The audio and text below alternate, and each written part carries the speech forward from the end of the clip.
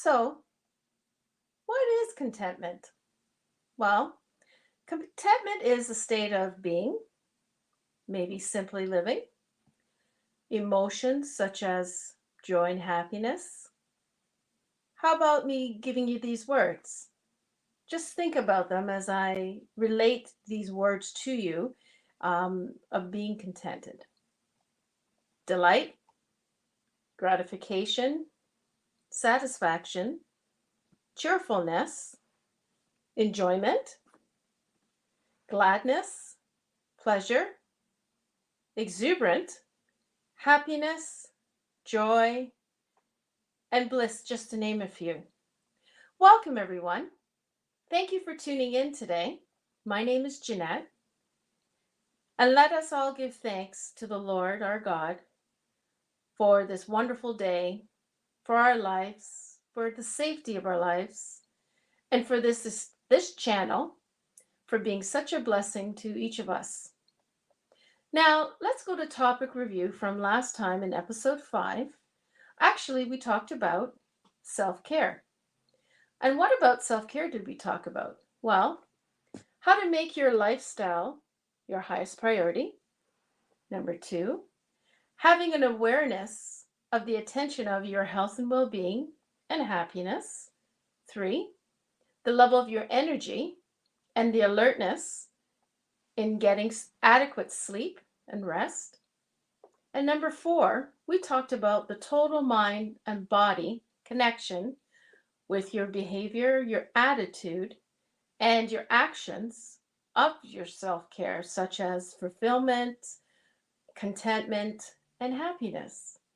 So with our new topic today, we are going to discuss contentment. So I have a couple of questions here. Think about these. What is your happiness gauge?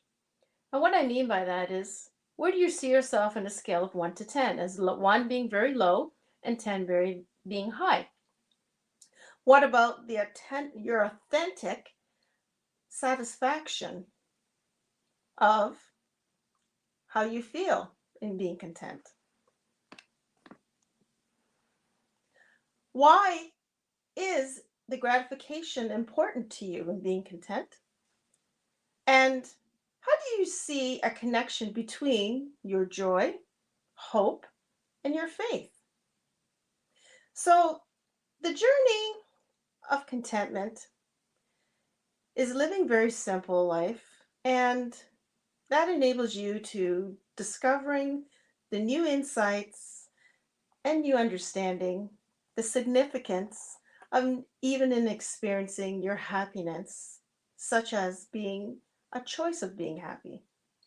So, where does true happiness come from?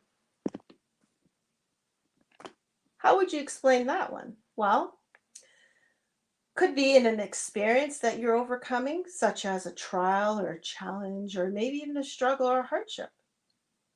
What about the material things that you possess that you have acquired over some time of your life? And how about in your relationships with your spouse, family, friends, coworkers, acquaintances? And number 4, your own experiences, such as your true passions that you want to live, the wins that you've gained. So let's talk about another thing here. How would you say you're living each day feeling contented? Well, what about your daily rituals? And another thing, your work and your career, vocation and your routines that you do, because a lot of your time a day is spent either anywhere from 12 to 8 hours or 7.5 hours in your workplaces. How about your nutrition and your fluids? And when you're thriving in your life, you tend to seek better quality and quantity of contentment by choosing the gaps and looking at it and digesting those gaps, sorry, in the areas of your life to have such balance. And the balance you'd have is in these specific areas of self-discovery, your values, your priorities, and goals, long and short goals, and your balancing of that inner peace. Let's talk about self discovery and who you are, what is important to you, and why do you feel to pay attention to your goals? Where does it begin in the process of obtaining your happiness?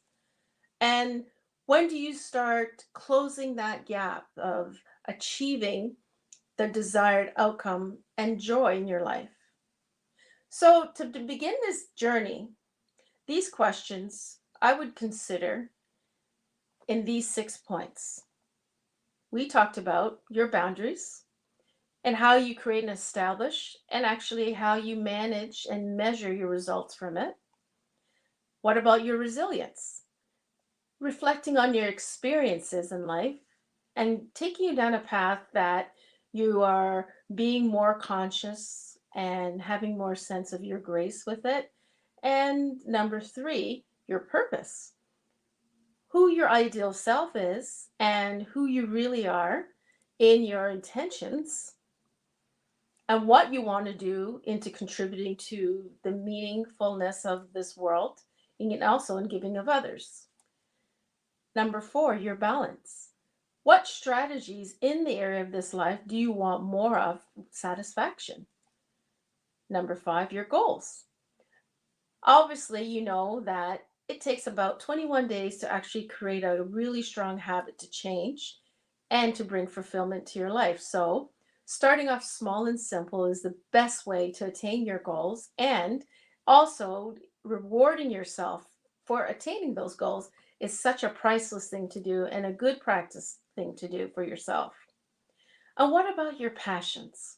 You know, we all have certain passions in our life that are so deeply rooted within us that hasn't really awakened yet, no matter what stages of our life we might be in, the seasons of our life we would be in. And when you get to that point, you feel a sense of freedom in your heart, and you're so happy about just releasing yourself to the world of who you are and what you actually have to offer. So, knowing that you have God given purpose into this area of contentment, we're all different in the path and the journey that we take. And we all ignite in ourselves certain beliefs, certain values, and strengths into making such a contribution and a difference into this world. And when you learn really to adapt from the circumstances that you've gone through in actually adding meaning to fulfilling the gratefulness of the gratitude in within your own spirit of embracing what you have gone through to get to a place of contentment, you know you've achieved this. And remember, just don't be too hard on yourself. It takes a day at a time to get to that level and to that point. And as you learn to connect to that state of being, I would say, spiritually, it's a shift that you're able to have within your mind, of your mindset, that brings you to that place of joy and bliss. And you experience such peace, such calmness personally, and you get to a state of happiness in that happy state of yourself. And as you grow into this connection, you harmoniously within your own mindset and your body and your spirit, it adds such exceptional rewards to your health and well being. Now, let's try these 7 strategies that will enhance in the way that you would give um, to that increase that will boost your level of contentment in your life. So, number one, let's talk about your experiences in the way how you connect. And when I say connect, in connecting with groups, a lot of different groups in exercising and clubs, you have that level of connection with others. Another place would be number two would be learning. How about learning something new? And even actually start by engaging in that true passion of yourself. That's something you've always wanted to engage into. And another thing, which would be number three, is something very, very personal with yourself. Taking that time, you know, doing things that have meaning to your life for yourself and maybe even to care for others, or how you value your own time for yourself, investing in yourself, and how you feel so rejuvenated and making it as a habit and not something that's rushed. Number four, looking at challenges as an opportunity and not being hard on yourself, like I said before, and just keeping your focus in moving forward and not just focusing on the past or focusing on things that made you uncomfortable. Just learn from those experiences and just move ahead and keep running forward. Number five, make sure you count all your blessings every day, because when you take inventory of your accomplishments, it does bring such a level of contentment in your life. Especially, it adds such a great impact, not only in the contribution that you've done yourself, but actually how you impact other lives makes a big difference too. And number six is like the gift of generosity, the generosity of your time, the generosity of your money, the generosity of just little simple tasks that you do and just making that difference. It just means so much. So much, not just to yourself, but very meaningful for others. And number seven, creating your own personal markers of your own happiness. And what I mean by markers is markers in the sense of your true core values, as a one. Number two, how you focus on your positive emotions in this. Number three, the connections with mentors that you've had in your life, the meaning of what they've brought to your life and what you've experienced with each other, as well as what you've gained from it, and moving forward from your past and to your present and forging ahead to your future. And number five, just those small little moments in life that you pay attention to in the times of the shift of your happiness, of your goals, your priorities, plans that you've actually made out and in writing in your journal, your true purpose, and seeing your passions just